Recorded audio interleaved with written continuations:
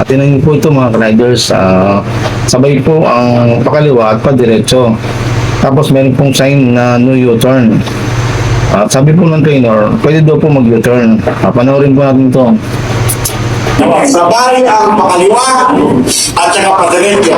May no U-turn sign. Pwede bang mag-U-turn? Who says yes?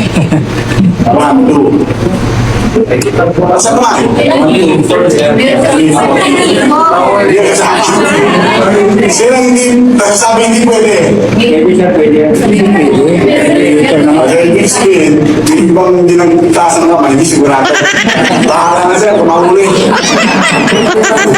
Okay, going back to the rule at sa signal principle. Ano mas mataas? Ilaw o yung sign? O yung marking? Para sa masaya yan eh. Traffic light. Di ba? Ang pinakamataas sa tatlo. Okay? So merong contradiction kasi yung sinasabi ng ilaw sa sign. So therefore, kung masusunod yung ilaw, pwede kang mag-U-turn. Ano po yung magsasabi niyo? Tama po ba na pwede mag-U-turn? Thank you for watching.